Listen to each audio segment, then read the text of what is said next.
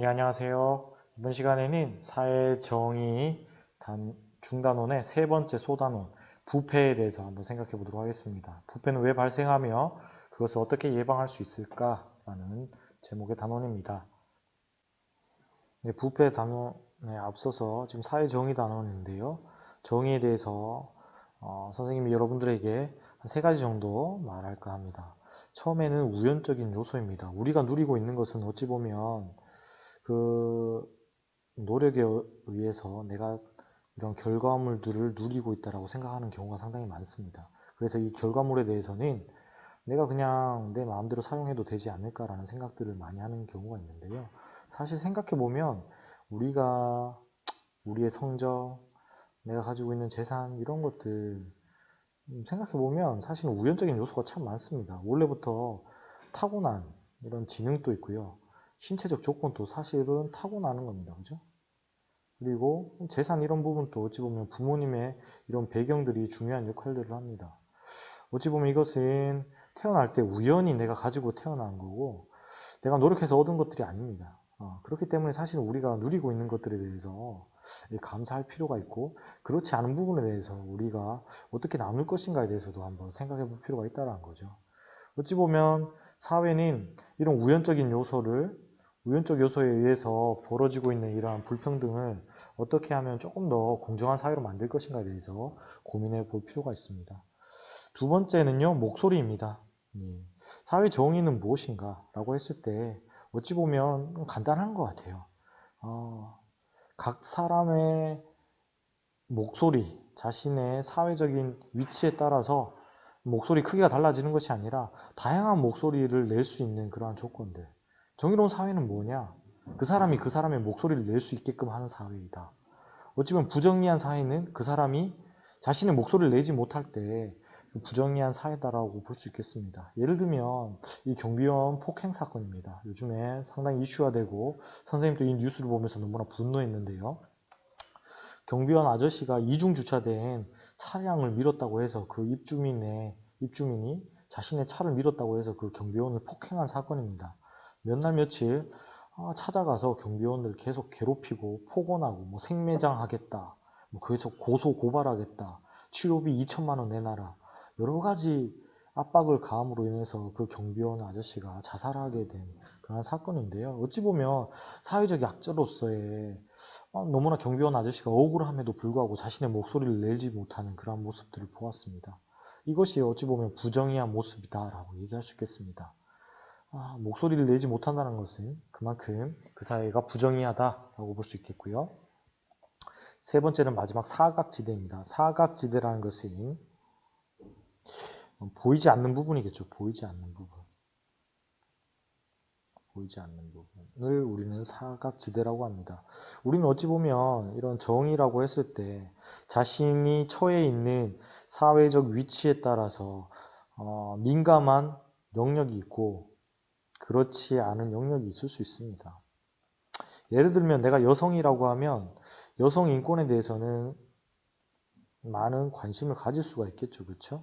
N번방 사건이나 여러 가지 여성들의 인권을 신장하기 위한 일에 관심을 가질 수 있지만 한편으로는 내가 장애인 인권에 대해서는 관심 안 가질 수도 있습니다. 약간은 둔감한 영역이 있을 수 있다는 거죠. 그래서 우리는 한쪽 편에 정의감이 살아있다라고 해서 내가 다른 부분도 내가 정의로운 사람이다라고 생각하고 있으면 그것은 되게 착각입니다. 그렇기 때문에 우리가 좀 더 이런 보이지 않는 부분들에 대해서도 관심을 가지고 그러한 인식들을 확장해 나갈 필요가 있다는 것을 기억할 필요가 있겠습니다. 자, 그러면 본격적으로 부패에 대해서 한번 살펴보도록 하겠습니다. 부패라는 것은 공정하지 못한 방법을 통해서 자신의 이익을 챙기는 행위, 뇌물이나 친분, 권력을 이용해서 유리한 기회나 이익을 얻는 행위를 이야기합니다.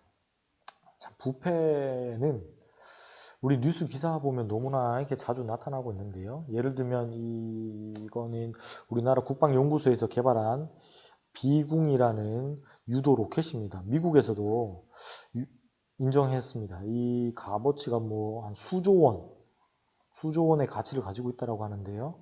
이번에 이 연구원이 자신이 퇴직을 하면서 이 기술을 훔쳐서 아랍에미리트에 넘겼습니다. 넘기서 자기네 아랍에미리트 대학의 연구원으로 가고 이러한 이 같이 함께 연구했던 그 기밀들을 이렇게 다른 나라에 그냥 유출해버리고 자신의 이익을 챙기는 이러한 모습들, 이러한 것이 부패고요.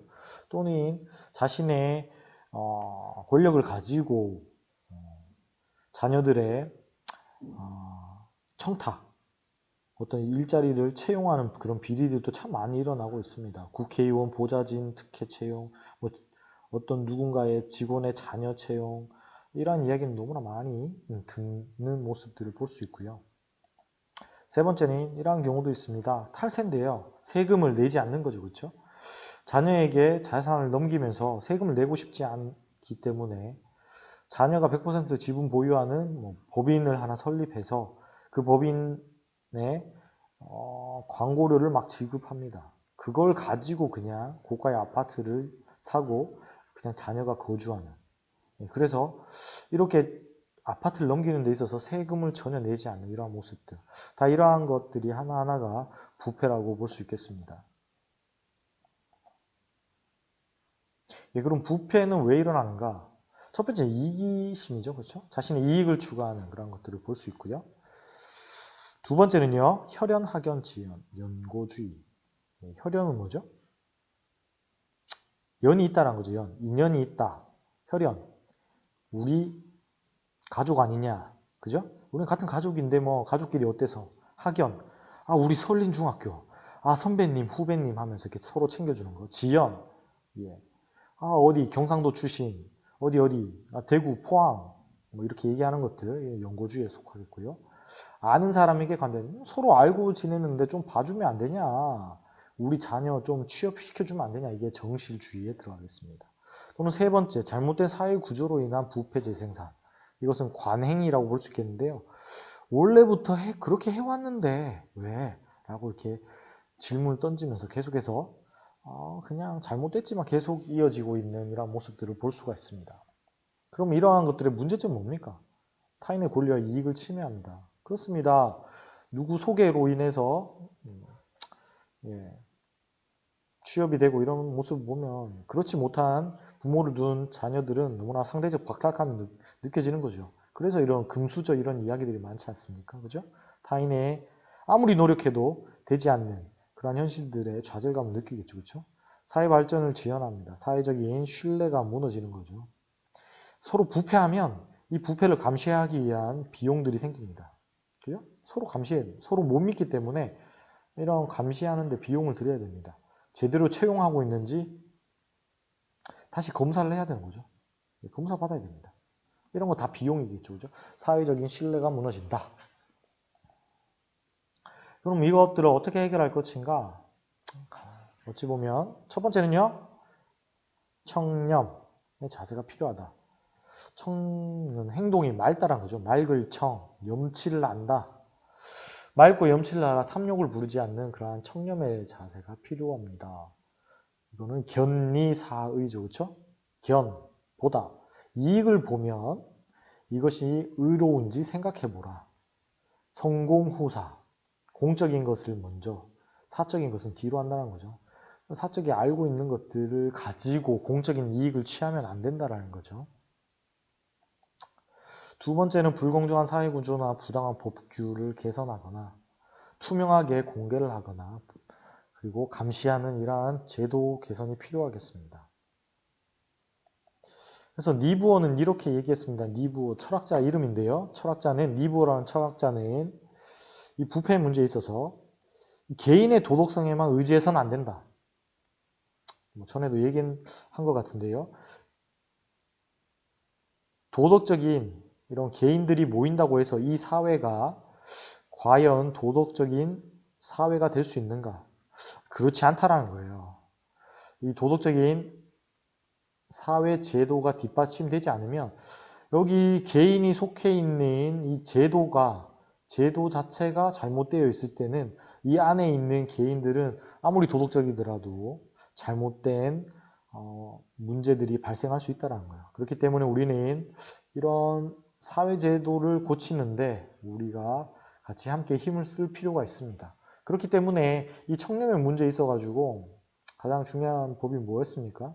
김영란법을 만들면서 이런 학교의 촌지 문제나 이러한 서로 돈을 주고받고 하는 이런 많은 문제들이 해결된 것들을 볼 수가 있습니다. 이런 것도 어찌 보면 이 법을 만듦으로 인해서 이 사회가 더 깨끗해지는 그런 모습을 볼 수가 있습니다.